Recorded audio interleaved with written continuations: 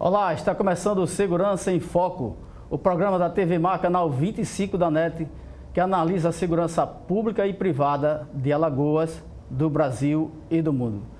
Hoje iremos tratar das conversas atribuídas, o vazamento das conversas atribuídas ao então juiz Sérgio Moro e os procuradores da Lava Jato. Essas conversas foram divulgadas pelo site The Intercept Brasil, coordenado pelo jornalista americano Glenn Greenwald, conversas que tiveram grande repercussão na política nacional. A Polícia Federal já conseguiu identificar e prender os hackers que invadiram o telefone do então juiz Sérgio Moro e de mais 900 autoridades. Nós iremos também tratar das declarações do presidente Bolsonaro sobre a morte do pai do presidente da OAB, Felipe Santa Cruz, e tratar também, seguindo nesses comentários da Comissão da Verdade, tratar da repercussão e da interpelação que a Ordem fez junto ao STF para que o presidente Bolsonaro se explique sobre suas declarações. Já estão aqui no estúdio os advogados, o doutor Leonardo Moraes, professor, advogado criminalista, secretário-geral da OAB de Alagoas, e também o doutor Ricardo Moraes, advogado, presidente da Comissão Anticorrupção e Improbidade Administrativa da OAB e é conselheiro estadual. Eles já estão aqui no estúdio e você não saia daí porque o Segurança em Foco já está no ar.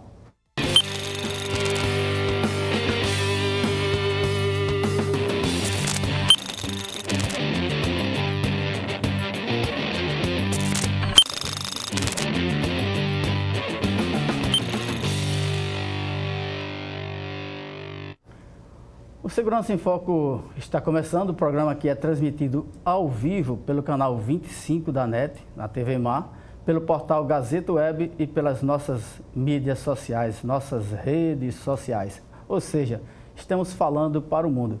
Hoje nós temos a grata satisfação e a honra de receber dois brilhantes advogados neste programa. Hoje iremos aprender muito com eles.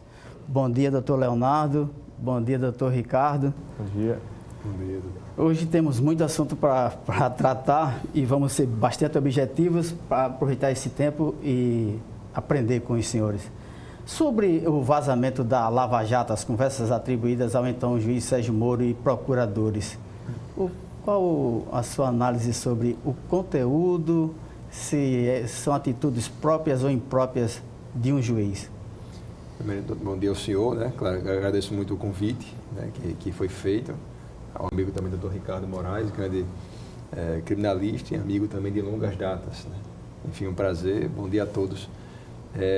As conversas, claro, revelam um conteúdo um pouco nebuloso acerca de diálogos que foram tratados acerca da condução de uma operação.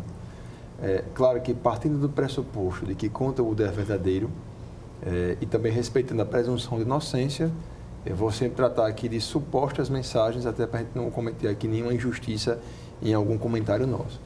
Mas, se as mensagens forem verdadeiras, né, elas revelam um caminhar e uma orientação feita pelo principal responsável pela condução de um processo sem interesse. Quando estamos diante de um crime, diante de um fato que choca a sociedade, nós temos a garantia de que no meio entre a acusação e defesa, entre a imprensa que quer buscar informação, a polícia militar que quer realizar prisões em flagrante, a polícia civil quer investigar, o advogado vai fazer a defesa do seu cliente, o Ministério Público pode também acusar, e nesta confusão toda, nesse grande cenário, há a figura do juiz, que é um ser imparcial e completamente desinteressado acerca do fim do processo. Condenando ou absolvendo, a jurisdição se realiza. Ou seja, o juiz não tem interesse nem em condenar, nem em absolver qualquer pessoa. No momento em que o juiz ele desce do seu lugar de fala e intervém na arena das partes, ou seja, ele vai orientar tanto a acusação como a defesa, ele perde aquilo que é de mais importante na jurisdição, que é a imparcialidade. Torna-se o juiz interessado no resultado do processo. E por mais que o objetivo seja o combate à corrupção, juiz é juiz. Temos a polícia, que o senhor fez parte durante muitos anos, que é um órgão preparado, estruturado. Temos também o Ministério Público, esses sim órgãos que buscam combater a corrupção, mas não juiz. Juiz julga, juiz sentencia. Se houver provas, condena, não houver provas, absolve. Se ele está em dúvida, na dúvida, o réu deve ser absolvido. É o princípio do indúbio para o réu. Logo, eu vejo essas mensagens com uma certa preocupação, claro, se forem verdadeiras, porque elas revelam um caminho de uma orientação daquele que é o principal responsável por manter o processo equilibrado. Seria um aconselhamento indevido, doutor Ricardo? Pois é, doutor Flávio. Bom dia a todos. Doutor Leonardo, de forma bem clara, ele deixou assim, expressou o papel do juiz ou da imparcialidade dele, né? Mas a grande realidade é que em um processo você não consegue ter uma imparcialidade plena, né? Essa é a grande discussão. O correto é o juiz, de fato, conduzir o processo sem nenhum interesse. Esse é o ideal. Mas é muito difícil, principalmente no nosso sistema processual, isso se discute muito, para um juiz que participou de todo o processo de investigação, né? Ele trabalhou também naquele processo ali, ajudando na construção daqueles indícios, né? Não vou dizer provas, e nas quebras de sigilo, nas interceptações, em todo o processo de investigação. E muitas vezes a questão é que o ser humano, o juiz ser humano, ele às vezes inicia o processo já convencido de determinada posição, de que o réu seria culpado ou inocente. Então, é a questão. O ideal e o correto é ele, de fato, ser imparcial. Mas qual a capacidade que o ser humano tem de se conduzir quando ele já está convencido de que aquela parte ou outra, que o resultado já deveria ser o de condenação ou, se fosse o inverso, de absolvição? E principalmente em fatos como esse. Eu acho que é muito difícil, eu concordo com o Léo também, as mensagens sendo verdadeiras, se percebe uma conduta irregular ou indevida ou ilegal. Há um choque de princípios muito grande aí nessa atuação do juiz. Mas aí, por outro lado, a gente cobrar uma imparcialidade plena também, eu acredito que esse é um fato que se mostrou tão evidente por causa dessa interceptação, mas eu creio que no dia a dia, nas lides forenses, nos fóruns em geral, nas administrações dos processos pelos magistrados, isso ocorra, talvez em uma forma diferente, em uma parcela menor, mas essa imparcialidade ela é sempre discutida. Deixa eu dar um exemplo aqui na 17ª Vara Criminal, que é uma vara de combate ao crime organizado, até essa ideia, não o judiciário, mas desde a criação do núcleo de combate ao crime organizado, isso foi discutido. A ideia, não, o judiciário combate, de uma certa forma, à medida que os processos chegam até ele e são julgados, né? De certa forma, sob o viés da imparcialidade e há uma condenação, o judiciário ajudou a acabar com aquela conduta, naquele caso concreto, mas é uma discussão muito grande. Agora, a questão é essa, é a capacidade humana de se conduzir plenamente imparcial naquele processo. O termo combate seria indevido para uma ou para outra, né?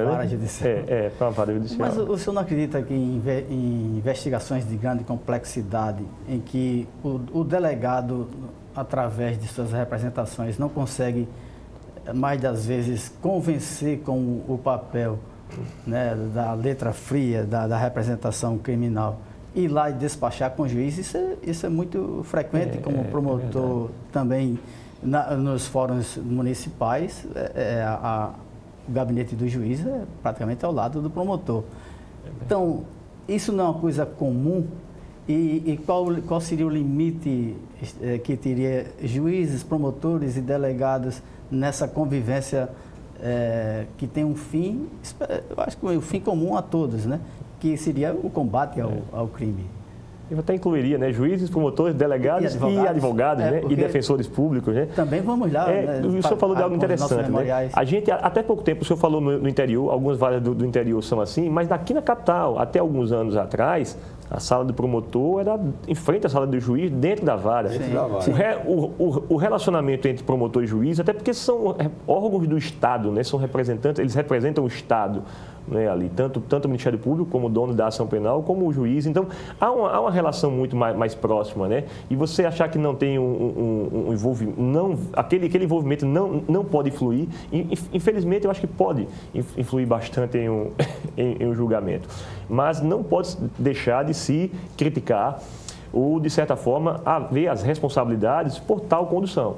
Acho que mas é difícil, eu volto a dizer, é difícil você cobrar uma imparcialidade plena de uma pessoa, até porque no nosso processo penal, né, onde o mesmo juiz é diferente do processo penal italiano. Não estudei aprofundadamente sobre o caso, mas é um juiz que conduz a investigação, né, e outro juiz que depois vai para a parte processual. Então, eu acho muito difícil o juiz, para ser mais claro assim, o juiz que conduz a uma investigação, ao final daquela investigação, ele não esteja pelo menos ali 80% já convencido sobre a culpa ou sobre a inocência.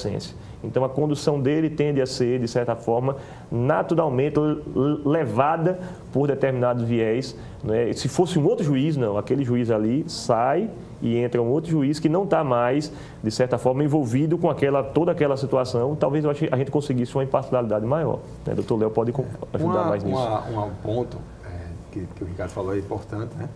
Que o próprio sistema europeu ele faz isso, ele separa o juiz que trabalha na fase de investigação para o juiz que trabalha no processo, né? Por conta dessa contaminação. Se você é um juiz que decretou a prisão preventiva, determinou a busca e apreensão, as provas foram colhidas, que você despachou com o delegado de polícia, que é normal, com o membro do Ministério Público, que também é normal, lógico que você já está mais ou menos afetado e vai indicar que você vai percorrer um caminho de, por exemplo, condenar alguém que futuramente vai ser um réu. E lá se separa.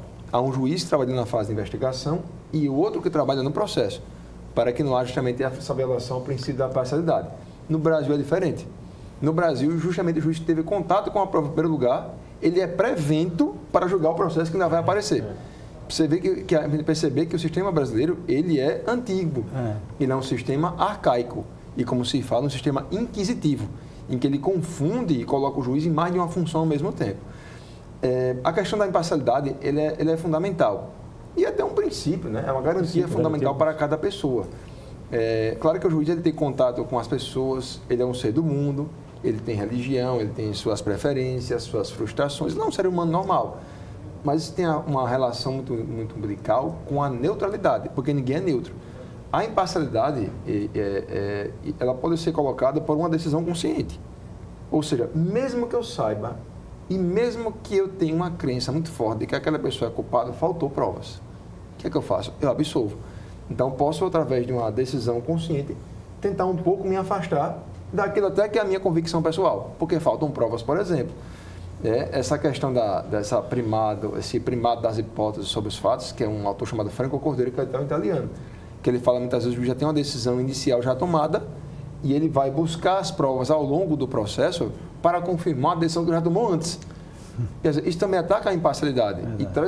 E a própria neurociência explica que esse contato do juiz com a prova inicial já faz com que ele perca a imparcialidade. Então, deveria modificar a própria legislação nesse sentido. O novo projeto do novo Código do Processo Penal, ele traz juiz de garantias, justamente para separar o juiz da fase investigativa e o juiz da fase do processo. E, claro, dessa questão da proximidade do promotor com o Estado, diz até que o promotor é parte imparcial. Ele é uma parte desinteressada. Eu confesso que tenho dificuldades em pensar em parte imparcial. Porque se eu sou parte, eu sou parcial. Claro. Né? Se eu sou imparcial, eu não sou parte. Então, mas ele é pela definição de parte. Né? Digamos que ele é uma parte, mas também atua como fiscal da lei. Acho que a gente consegue fazer com que essas palavras venham a coexistir. Né? Mas a proximidade realmente é algo perigoso. Se a gente vai para os Estados Unidos, por exemplo, lá não há concurso público para membro do Ministério Público. Não há vitaliciedade. Um promotor, ele disputa uma eleição para ocupar um mandato em um prazo certo, cuja demissão pode acontecer por uma decisão do procurador-geral. Então, os advogados, eles fazem uma eleição para se tornarem membros do Ministério Público, promotor de justiça. Tanto é que o promotor está trabalhando no escritório dele de advocacia. Aqui é o meu escritório. Esse sistema é interessante, eu acho interessante. Por quê? Porque ele começa a igualar acusação e defesa. Se você percebe que uma parte, como diz, imparcial, passa no concurso público e não tem nenhum interesse em tese naquele resultado, você aproxima o membro do Ministério Público do juiz, porque ambos são vitalícios, e fica lá um advogado com a desconfiança. Então, seria interessante você pensar também no sistema apesar de saber que é muito difícil. Os nossos fóruns, eles são feitos com uma forma de ajudar também a acusação. Se a gente for para o Tribunal de Justiça, a gente vai perceber que o membro do Ministério Público fica ao lado do presidente e o advogado fica de frente para os dois. Então, a impressão que passa é que você está enfrentando o juiz. Seria interessante que o promotor e o advogado ficassem na mesma mesa. E há até um projeto para isso, entrassem pela mesma porta, para que obedecesse não só a igualdade, mas também uma estética de igualdade, né? Exatamente. É uma cultura difícil, né? Para que o promotor, para que o Ministério Público aceite isso, né? É uma mudança de mentalidade e de cultura muito grande, né? Que já se estabeleceu no decorrer de anos e vamos ter muita dificuldade para a gente conseguir essa ideia cultural. É bem complicado. Doutores, em sendo verdadeiras os conteúdos apresentados e divulgados pelo The Intercept, que prejuízos mais visíveis teríamos na Lava Jato, nos julgados da Lava Jato? Eu percebo que tem que se analisar o conteúdo, né? O que de fato se tudo é verdadeiro, né? Se tudo é verdadeiro, pode se causar um estrago muito grande.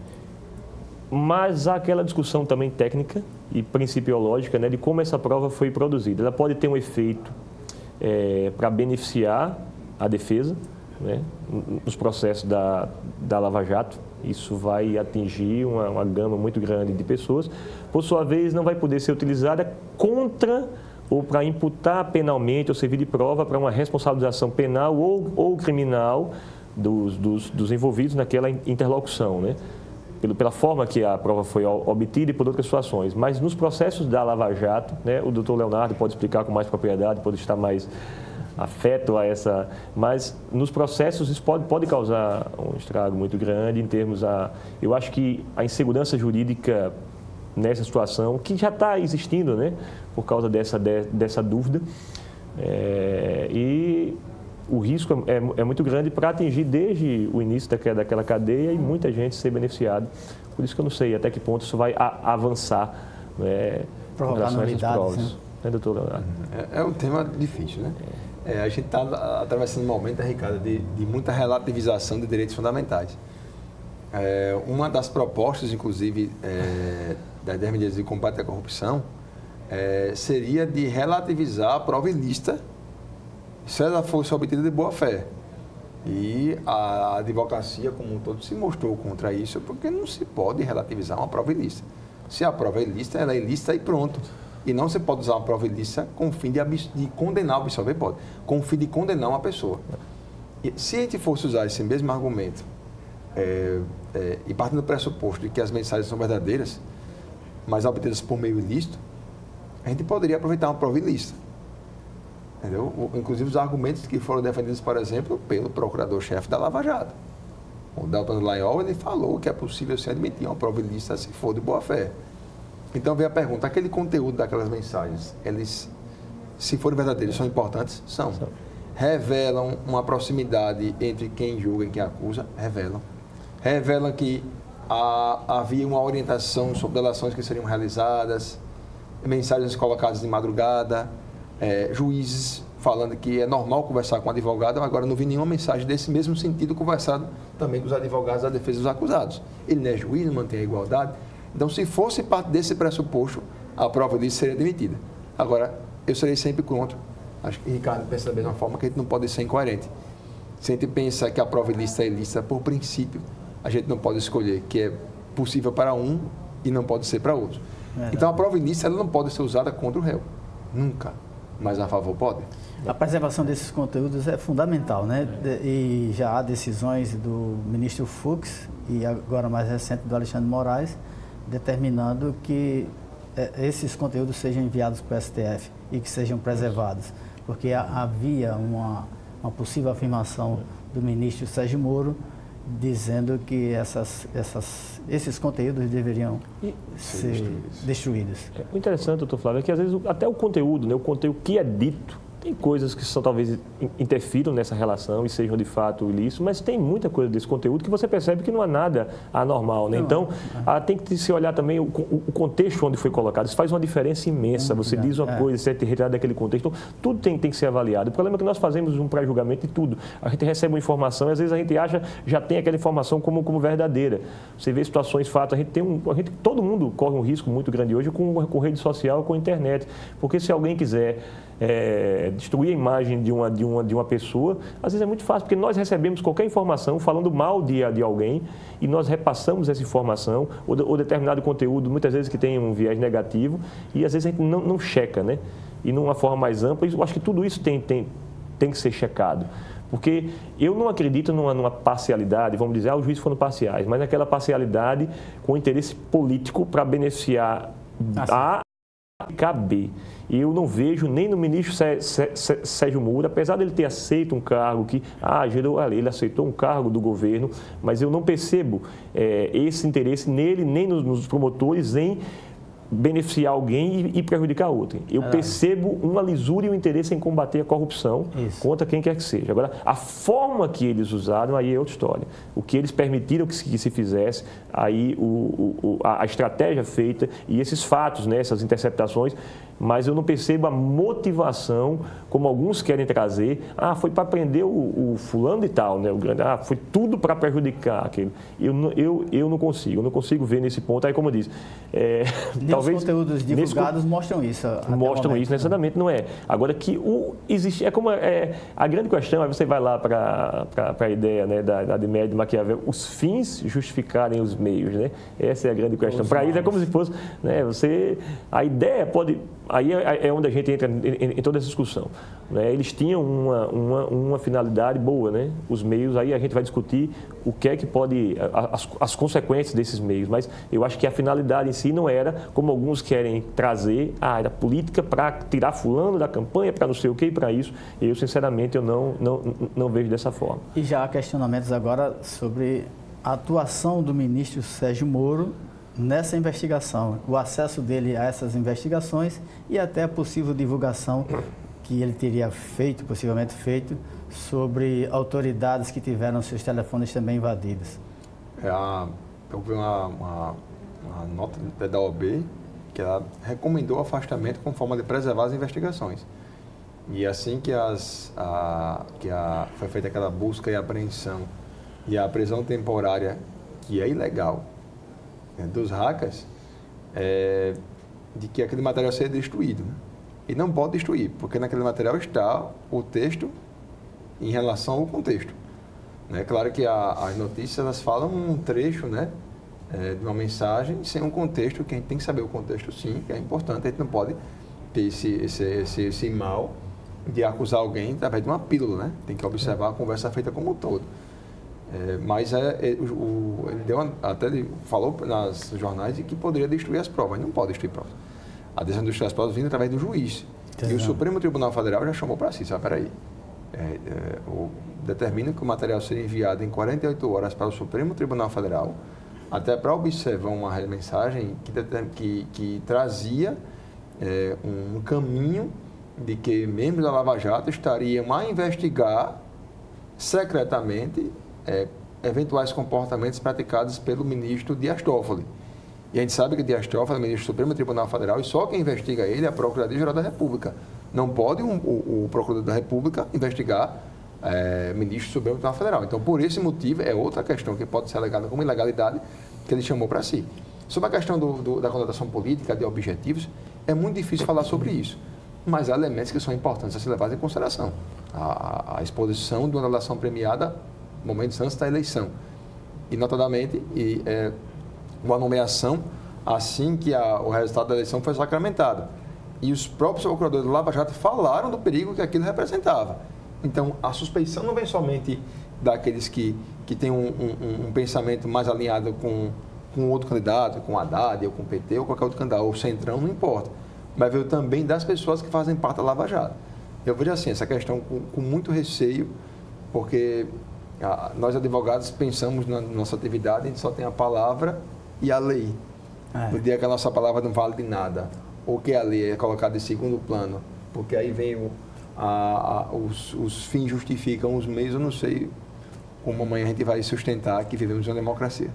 Sobre isso, sobre esses vazamentos, tem o UOL e a Folha de São Paulo noticiam um certo prejuízo ao ministro alagoano Beto Martins, a sua indicação ao STF por interferência direta do Dallagnol, apontando a citação do nome dele numa delação salvo engano, do dono da OAS. Isso seria mais uma evidência de interferência indevida do procurador? Eu creio que também fica no campo da suspeita. Da suspeita, né? Se aconteceu ou não. Como eu digo, existem algumas coincidências que são reveladas, né? E as coincidências levam a algumas consequências. Nomeação, não nomeação, derrotas, perdas, posições políticas, exonerações. Eu acho que essas coincidências devem sim ser levadas em consideração. Mas não estou aqui para julgar ninguém, mas havendo provas que cada um responda no limite da sua responsabilidade. Flávio, eu vejo uma situação bem interessante nesse momento que a gente vive, um momento político de um dualismo muito grande, né? Dois lados ali disputando e tem defensores, né? E popularmente, né? Uns são chamados, quem defende o presidente, são chamados de bolsomínios. Quem defende muito a esquerda são chamados de esquerdopatas. A gente vê essa disputa, né? Uns xingando os outros, e que eu percebo, conforme o interesse de cada um, eles interpretam os fatos de uma forma. Eu vejo essa situação bem complicada. Por exemplo, houve uma divulgação de uma interceptação já bem antes do período eleitoral, bem antes da eleição, né? Com relação ao ex-presidente Lula, né? Quando ele estava para ser nomeado ministro. Né? Aí, vamos dizer, ali seria uma estratégia política que estava se fazendo para proteger, pelo menos o que pareceu, o ex-presidente Lula. E houve uma divulgação naturalmente com o interesse de obstar aquela nomeação. Para alguns seria muito legal. Essas pessoas que estão defendendo, o Moro deveria pediu afastamento, porque ele está viciado no cargo, ele não pode se proteger, ele tem que perder o foro privilegiado, por exemplo. Ele tem que sair porque ele está com foro privilegiado, certo.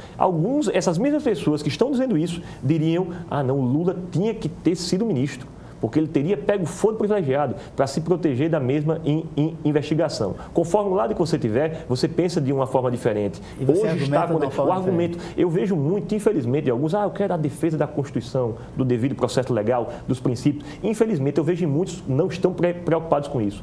Muitos não estão preocupados com o Brasil. Muitos estão preocupados em defender o seu interesse, ou o seu líder maior, ou aquelas pessoas que eles defendem com a paixão. Uns, o presidente Bolsonaro, que tem que ser criticado quando fala muita coisa que eu acho que não deve falar, quando erra muita coisa, porque eu vejo, é um ser humano e vai errar muito, ninguém pode achar. Como também o outro lado, agora tem pessoas que não veem nada do outro lado. Tá certo? Não veem os erros do outro lado e eles defendem conforme a conveniência. Então, a gente vê hoje muito isso nesse lado, né? Conforme a conveniência, você defende determinado ponto de vista. E o próprio presidente alimenta muito isso, né? Porque, passada a eleição, ele é presidente do Brasil. De todos. E você ainda está com um discurso que motiva ainda mais essa polaridade. Isso é ruim para o país. Porque, como você diz, hoje todo mundo tem um argumento sobre determinado tema, né? Hoje eu sou esquerda e isso me interessa dessa forma.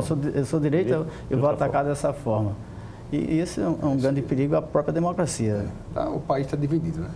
Está dividido. Inclusive, acontece hoje uma politização do direito, que eu vejo com muita dificuldade. Essa discussão sobre a nomeação do Lula é uma discussão válida. A gente observa o conteúdo daquela mensagem e fica indignado. Assim como, e parte do pressuposto que é verdadeira, porque falaram que é verdadeira aquela mensagem. No caso também aqui dos hackers, do Intercept, foi de São Paulo, todos estão divulgando, Veja está divulgando isso, eu também vejo aquele conteúdo também com muita preocupação. Eu, sinceramente, tenho dúvidas para saber qual é o mais grave.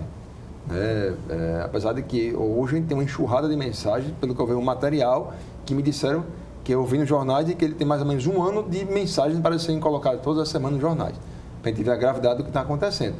Mas perceba, a nomeação, aquela conversa do Lula com a Dilma, aquilo foi feito quando o juiz já tinha determinado que as interceptações, as gravações teriam que acabar. Então, aquela gravação foi feita no momento posterior à decisão que falou que tem que parar a interceptação. E mesmo assim foi revelada. Então, a decisão do Estado de Moro foi uma decisão legal? Foi. Ali existe um crime? Existe crime, sim. Para os hackers que interceptaram os telefones do juiz Sérgio Moro ou da Dona Leal, há crime? Há também. Há também. Eles cometeram um crime, que é o crime do artigo 154A do Código Penal. Do Sérgio Moro, artigo 9296/96, que é a lei que fala sobre interceptações telefônicas. Ambos cometeram os seus respectivos crimes. E o Lula, durante o seu processo, houve uma comprovação de que cometeu um crime e também merece ser responsabilizado. Então, a discussão e o pressuposto básico é a lei. A lei é para todos. Qualquer um que cometa crime tem que ser punido. E não importa o seu fim. Se é combater a corrupção, se é se preservar. Se o crime aconteceu, qualquer pessoa deve ser punida. E não importa se é a pessoa mais sofrida do Brasil, que nunca teve a oportunidade, ou aquele que ocupa o maior cargo do Brasil. Então, é justamente esse problema que eu vejo, né? Dos hackers que cometeram o seu crime, da violação à interceptação que foi feita após o horário e foi revelado que também houve o seu crime, e do Lula, que cometeu o seu crime também, assim como outras pessoas, o Eduardo Cunha, que está condenado, ou outros políticos, ou seja, cada um que cometa um crime deve ser responsabilizado sem importar a função que ocupe. A prisão preventiva é uma medida cabível e bem aplicada aos hackers nesse momento da investigação? O Instituto da Prisão Preventiva, né? Há um argumento muito forte hoje, após a Lava Jato, né, o Instituto houve uma mudança, né, de interpretação, né, de exigência. Eu vou ser mais assim, ousado, né? Eu percebi, desde a minha advocacia, teve um caso emblemático que eu percebi de forma prática que isso já aconteceu de um pouco antes. Para mim, o caso Isabela Nardoni, né, para mim, a partir dali já começou a haver uma mudança muito grande na jurisprudência. Vou tentar ser bem rápido. Eu estava em São Paulo quando aconteceu esse fato, a imprensa de São Paulo divulgou, passei um período lá, mais de 15 dias, mas isso era todos os dias, foi um caso que tomou uma repercussão enorme. E eu estava certo que aquele casal iria ser solto rapidamente. Eu disse, rapaz, eles estão pelos requisitos pessoais e tal. Era o que acontecia até então, no meu início de advocacia, primário, bons antecedentes, residência fixa, os princípios eram bem, não havia, a questão da gravidade do crime não estava a partir daquele momento ali, eu já percebi uma pequena mudança nos tribunais, negando, tanto que aquele casal ficou preso o processo inteiro. A partir dali, outros casos de grande repercussão, que a mídia deu uma grande visibilidade em nível nacional até. Esses crimes, praticamente é impossível a pessoa ser solta, mesmo tendo todos os requisitos para a liberdade. A gente entende os motivos de lá ou de cá, mas eu acho que a partir dali. A Lava Jato ampliou essa situação. Outros pontos, isso começou com a Lava Jato. Muitas coisas que a gente vê na Lava Jato, eu percebo na nossa advocacia aqui criminal, com a 17ª Vara Criminal, que foi criada com uma finalidade, né, que é discutida, né, a constitucionalidade dela e outras coisas, mas teve uma finalidade de combater o crime organizado, e a gente tem que tirar o chapéu. Muitas situações que foram julgadas lá não seriam em outro juízo, não seriam. A 17ª Vara serviu para coibir muito e acabar com muita coisa ruim, muita fundamental para acabar sequestro em Alagoas. Eu acho que sim. Tem uma atuação que é inegável, é fora de discussões técnicas ou jurídicas ou o que seja. Mas dentro da 17ª, a gente vê muita prisão que são fundamentadas de forma genérica. Né? Há muito caso assim, a gente discuta prisão genérica, dificuldade de acesso aos autos, até hoje a gente. Então, são guardadas as devidas proporções, mas eu vejo muita coisa que a gente tem uma realidade vivida com a 17ª, com a Lava Jato, e todas vieram com aquela função. A Lava Jato é o grande processo e que a gente não pode também tirar o benefício que a Lava Jato trouxe para o Brasil. A gente não pode vir só por esse lado. Ou existiram esses fatos que devem ser apurados, investigados, mas o benefício para o Brasil, né, eu acho que historicamente falando, né, pessoas que você estamos vendo presas, processadas, julgadas e condenadas. Se a gente falasse isso há 10 anos atrás, tal pessoa nunca vai ser presa. Ali não vai. E a gente está vendo, né, essa mudança. É uma discussão bem ampla também, né, e tem vários viés para se analisar. Como você mesmo fala, seria inimaginável isso há 10 anos. Né? Seria uma obra de ficção. Se falasse nisso, ninguém acreditaria. Assim, os resultados eles estão aí apresentados, né? Agora, você imaginar que uma vara tinha uma placa, vara de combate ao crime organizado. Se a vara e o próprio juiz quer passar imparcial combate o crime, qualquer pessoa que venha sentar no banco dos réus não tem a menor chance de ser absolvida, até pelo nome. Né? Isso tem uma interferência psicológica. Né? Há uma tendência muito grande de se combater o crime. Então, é um ponto que, conseguindo ou não resultado, já começou errado por conta dessa parte de combate à corrupção, que infelizmente foi modificado pelo próprio TJ aqui em Alagoas. Né? Sobre a questão da prisão dos hackers, agora, né, foi feita uma prisão temporária e ontem decretou a prisão preventiva. Primeira coisa, a prisão temporária foi completamente legal. Por que ela foi legal? Foi ilegal. Ilegal. Por quê? Como eu disse, a base é a lei, né? Do ponto de vista criminal, se a lei não é satisfeita, a prisão passa a ser uma prisão ilegal. Houve uma prisão temporária, né? Pela prática do crime de organização criminosa. A lei da prisão temporária é a lei 7.960 de 89. Ela traz em seu artigo 1º o rol dos crimes que admitem prisão temporária. O rol taxativo. Taxativo, né? Neste rol taxativo tem vários crimes aqui, como homicídio doloso, sequestro, cárcere privado, roubo, extorsão, sequestro, etc. Tem quadrilha ou bando, que hoje é a associação criminosa, e não consta lá a organização criminosa, nem invasão de dispositivo telemático, nem tampouco o artigo 10 da Lei 9.296/96. Então, eles são acusados de 3 crimes. A organização criminosa, o crime do artigo 154A do Código Penal e o crime do artigo 10 da Lei 9.296/96. Nenhum desses crimes está no rol do artigo 1º da Lei de Prisão Temporária. Logo, a prisão temporária, por este fundamento que tem outros, é uma prisão ilegal. Segundo, acusa-se os hackers de cometer um crime de organização... Pelo amor de Deus, não estou aqui defendendo os hackers, não. O que eles fazem é algo reprovável. Estou baseado no que diz a lei, né? Que é o nosso instrumento de trabalho. Análise técnica. Técnica. Segundo, ORCRIM, segundo o artigo 1º, parágrafo 1º da Lei 2.850, ele acontece quando 4 pessoas se unem, lá tem 4 pessoas que foram presas, estruturada, com divisão formal ou informal de tarefas, cujo fim é a prática de crimes cujas penas sejam superiores a 4 anos. Vamos lá. Se uniu ao crime para cometer o crime do artigo 154A e o artigo 10 da 9296/96. Esses crimes, nenhum destes tem pena superior a 4 anos. Ao contrário, porque a pena máxima para esses crimes, é até 4 anos e a outra é até 2 anos. E a lei fala que para ser um ORCRIM, a pena tem que ser maior do que 4. Então, primeiro, nem há ORCRIM. Segundo, a pena para esses nem há ORCRIM, porque os crimes não têm pena máxima maior do que 4 anos. Segundo, esses crimes 2 não estariam concretizados, porque se você invade o dispositivo informático, você comete um crime. E não pode, por esse mesmo fato, haver 2 condenações. Então, haveria ou um ou outro. Então, nem há ORCRIM, nem as penas para os crimes ultrapassam mais do que 4 anos. Então, a prisão temporária é ilegal, porque nem está no rol desses crimes, nem tampouco a organização criminosa. E só para acabar, doutor Flávio, e a prisão preventiva também seria ilegal. Por que seria ilegal? A ORCRIM tem pena que pode chegar até 8 anos. Ela não está presente. Ficaram 2 crimes, cuja pena máxima para os crimes é de até 4 anos.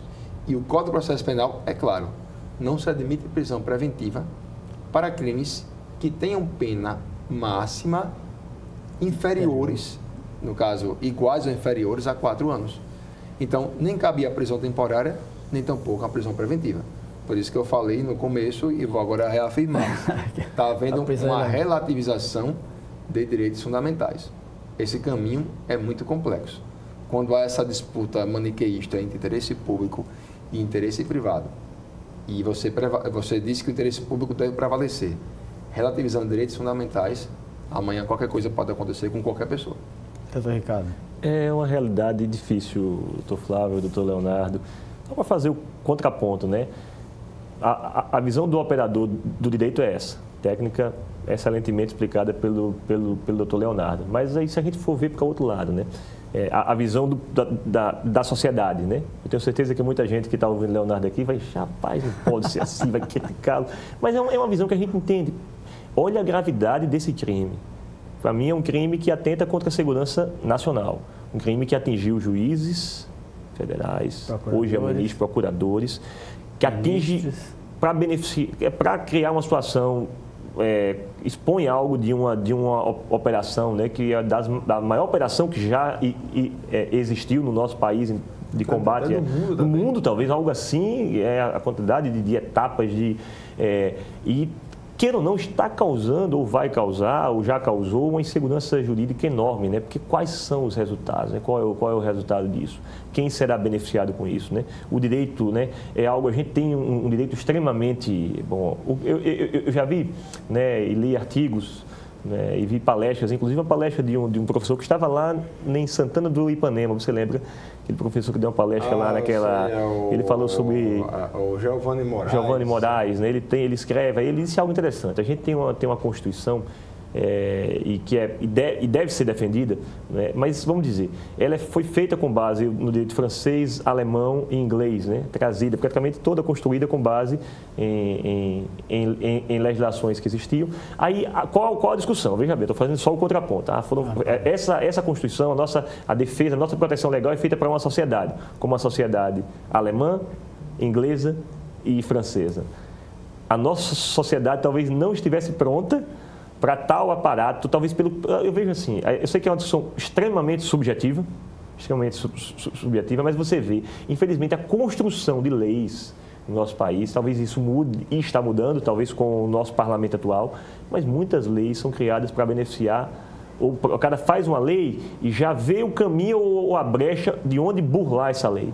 Qual a proteção legal? Aí eu vejo muita gente criticando os abusos cometidos pela Lava Jato. Em parte eu concordo. Mas e os abusos cometidos pelos homens? Eu fiz esse comentário no grupo hoje do Conselho da OAB. E os abusos cometidos contra a Constituição e contra a lei das pessoas que estão sendo acusadas e processadas na Lava Jato. Homens públicos que deveriam agir, né, com o rigor legal. É só para fazer o contraponto. A gente vive um momento muito difícil, né? A gente vive um momento... Ou até que ponto você pode agir, ou até que ponto você pode abrir mão de alguns direitos seus. Eu acho que essa é uma discussão interessante, né? Eu acho que há um momento de que isso tem que ser discutido tecnicamente, legislativamente, o parlamento, mas eu acho que talvez chegue o ponto, por exemplo, aí eu vou ser extremamente criticado agora, talvez já aqui pelo meu colega Leonardo, ou por outros advogados, por exemplo, de você abrir mão de determinados, o meu é inviolável, a minha atividade, tem um sigilo profissional 100%. Eu acho que, vamos dizer, determinadas condutas que atentem contra a segurança nacional, né, fatos extremamente graves, né, que é a grande discussão, que eu faço o contraponto. O presidente, porque é o AB, o sigilo do advogado, do pagamento dele.